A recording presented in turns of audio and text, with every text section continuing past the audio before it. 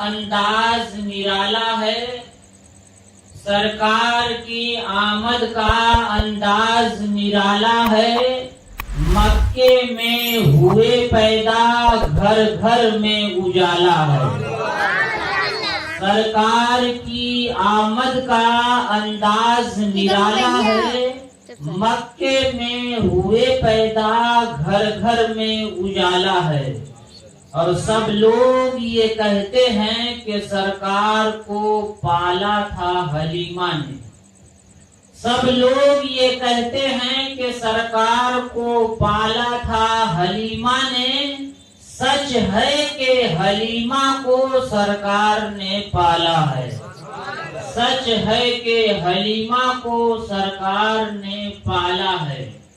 اور آگے چل کر کسی کہنے والے نے کہا کہ آ گئے مصطفیٰ برپا انقلاب ہو گیا۔ آ گئے مصطفیٰ برپا انقلاب ہو گیا، ظلمتوں کے اندھیرے چھٹ گئے، نور بے نقاب ہو گیا۔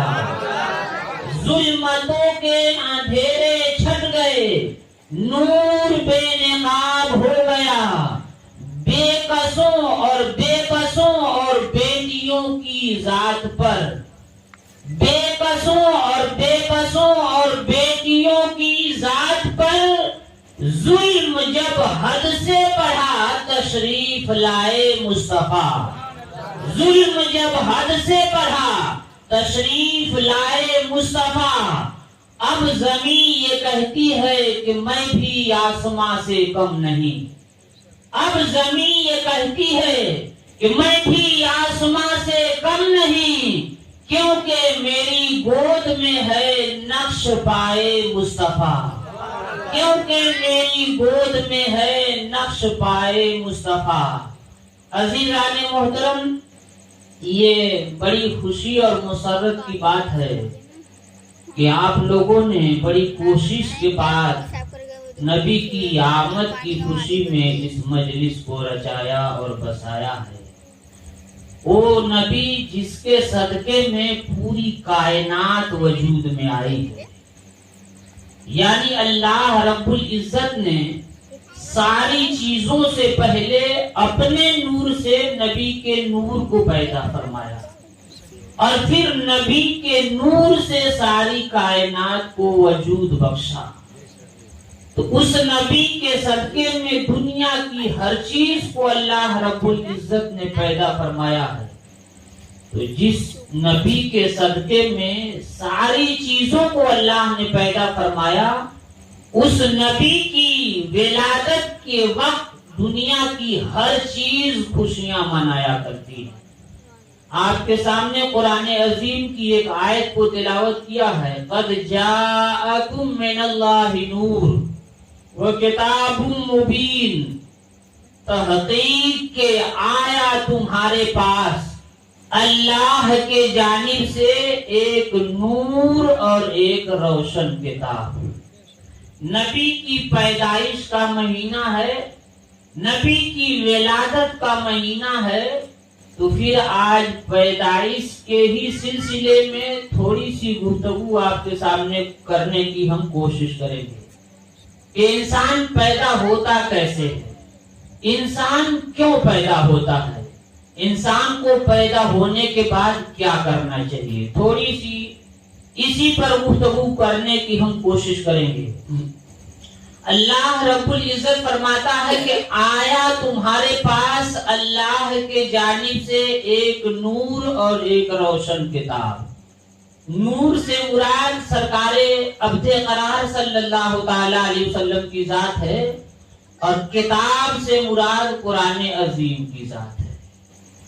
تو یہ دو چیزوں کا تذکرہ اللہ رب العزت نے فرمایا کہ آیا تمہارے پاس اللہ کے جانب سے ایک نور اور ایک روشن کتاب۔ یہ نور اور یہ روشن کتاب کیوں آیا؟ بندوں کی رہنمائی کے لیے، بندوں کی ہدایت کے لیے، تاکہ اللہ کے بندے ان دونوں چیزوں سے ہدایت پا جائیں، اللہ رب العزت खुशनुदी हासिल करने के तरीके हासिल कर ले।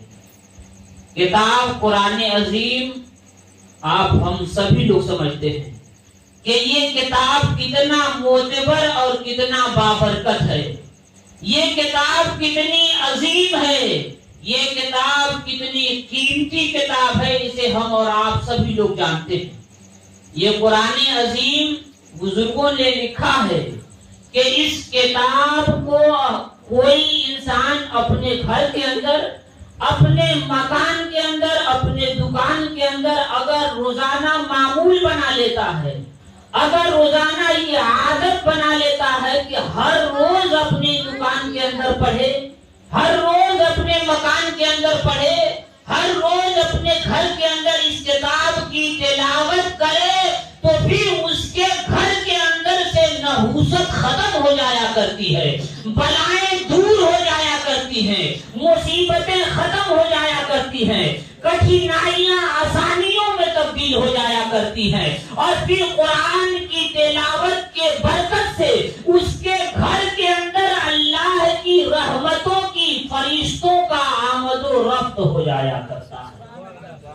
यानी उसकी तिलावत की बरकत की वजह से उसके घर के अंदर फरिश्तों का आना जाना हो जाया करता है, बेबरकती खत्म हो जाया करती है, उसके घर के अंदर हर चीजों में बरकतें होने लगती है और गमों को दूर कर दिया जाता है, घर के अंदर खुशहाली आ जाया करती है, घर के लोग शांति और सुकून मयसर करने लगते हैं, घर का हर माहौल चेंज हो जाया करता है, घर के अंदर एक खुशहाली सी महसूस होने लगती है। लेकिन कब? जब घर के अंदर रोजाना कुरान की तिलावत की जाए तब। कुछ लोग कहते हैं कि कितना तिलावत करना चाहिए, घर के अंदर कितना पढ़ना चाहिए, इसकी कोई तफसील नहीं है। मुफस्सिरीन कराम ने फरमाया कि जितना मयस्सर हो सके उतना ही पढ़े। एक पारा पढ़ने का वक्त है, एक पारा पढ़ लीजिए, इतना वक्त नहीं मिलता तो एक रुकू पढ़ लीजिए, इतना वक्त नहीं मिलता तो एक छोटी सी सूरत ही पढ़ लीजिए, लेकिन सुबह सवेरे इस चीज की तिलावत घर के अंदर जरूर कर लीजिए। सुबह के वक्त नबी कौनैन की आमद का वक्त है, कितना सुहाना वक्त है। एक झलक मैं आपको दिखलाता हूँ। कुरान अजीम की तिलावत से घर के अंदर की बलाएं दूर हो जाया करती हैं, लेकिन कब? जब हम और आप उसे तिलावत करें तब न। किसी शायर ने आज के इस गड़बड़ माहौल को देखने के बाद मातम किया था, रोया था अपनी किस्मत पर और अपनी जबान से कहा था कि सच है कि दो जहां के राज हैं कुरान के अंदर, सच है कि दो जहां के राज हैं कुरान के अंदर, मगर अफसोस के वो बंद हैं जुज़दान के अंदर। कुरान तो हर मुसलमान के यहाँ हुआ करते हैं, हर घर में ये किताब पाई जाती है और ये हकीकत है कि इसके पढ़ने से बरकतें नाजिल हुआ करती हैं, बलाएं खत्म हो जाया करती हैं। लेकिन बड़ी अफसोस है कि उसे खोल के अंदर बंद करके अलमारी पे रख दिया जाता, पढ़ने का वक्त नहीं मिलता। बहरहाल सुबह का वक्त नबी कौनैन सल्लल्लाहु अलैहि वसल्लम की आमद का वक्त है। सुबह के वक्त कितनी कीमती है, आप आज की दुनियावी डॉक्टरों से भी इस चीज को परख सकते हैं, समझ सकते हैं। किसी को शुगर की बीमारी हो जाती, जानते हैं शुगर, आप लोग जानते हैं ना, किसी को शुगर की बीमारी हो जाती है तो डॉक्टर लोग कहते हैं कि सुबह सुबह सूरज निकलने से पहले बगैर चप्पल के रोड पर टहला करो, घास पर टहला करो। कहे भाई, अरे ये चीज तो दोपहर को भी टहला जा सकता था, शाम को भी टहला जा सकता था, लेकिन डॉक्टर कहते हैं कि नहीं, सुबह सुबह टहला करो और बगैर चप्पल के सुबह सुबह टहला करो। ठीक है। किसी को ब्लड प्रेशर की बीमारी होती है, डॉक्टर कहता है ऐसा है कि दवा से ज्यादा मुफीद होगा, दवा से ज्यादा फायदा साबित होगा कि आप सुबह सुबह खुले आसमान के नीचे डोला कीजिए, टहला कीजिए। ऐसे ही एक नहीं अनेक बीमारियों بتایا کرتے ہیں کہ سورج نکلنے سے پہلے صبح صبح خالی پاؤں ٹہلا کیجئے، ان بیماریوں کا علاج اسی سے ہو جائے گا۔ میں نے سوچا آخرکار اتنی بیماریوں کا علاج صبح کی ہوا میں کیوں رکھی گئی؟ صبح کی اوس میں اتنی بیماریوں کا علاج کیوں رکھا گیا؟ صبح صبح کے وقت ٹہلنے سے زمین کے دھول کے اندر اتنی بیماریوں کا علاج کیوں رکھا گیا؟ اندر سے آواز آئی، اے پوچھنے والے سن، یہ وقت کسی ڈاکٹر کے آنے کا وقت نہیں ہے، یہ وقت کسی انجینئر کی پیدائش کا وقت نہیں ہے، یہ وقت کسی ویگیانک کے پیدا ہونے کا وقت نہیں ہے، بلکہ یہ وقت ایسا وقت ہے کہ انہی وقتوں میں دونوں جہان کے تاجدار نے اپنے قدم کو اس دھرتی پہ رکھا تھا۔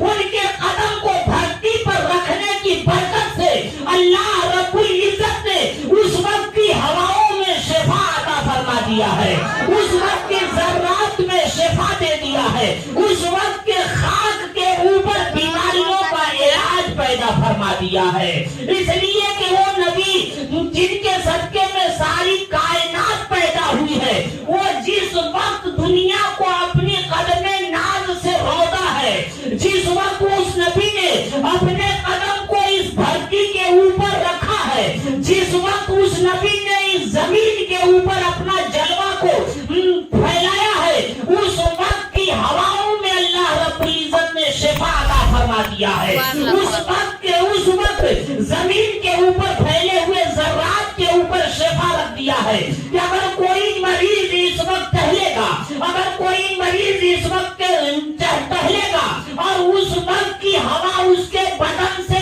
چھو جائیں گے، اس کے بدن سے لگ جائیں گے، تو میں اپنے محبوب کی ولادت کے صدقے میں اسے اس بیماری سے شفا عطا فرما دیں گے۔ اس وقت اگر وہ بیدار ہوگا، اس وقت اگر ٹہلے گا، اس کے پاؤں کے تل میں زمین کے اوپر کے دھول سے ٹچ کریں گے تو اس دھول کی ٹھنڈک کے بنیاد پر ہم اس مریض کو ملحق بیماری سے شفا عطا فرما دیں گے۔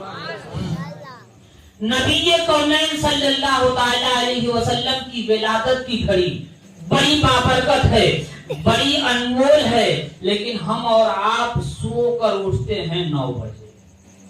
یہ ہمارا طریقہ نہیں ہے کہ ہم 9 بجے سو کر اٹھیں، ہمیں فجر کے وقت سو کر اٹھ جانا چاہیے، فریش ہو کر اس وقت کی ہوا اپنے بدن سے لگانا چاہیے، لینا چاہیے، تاکہ جسم کی بیماریاں دور ہو جائیں اور جسم توانا اور تندرست ہو جائیں۔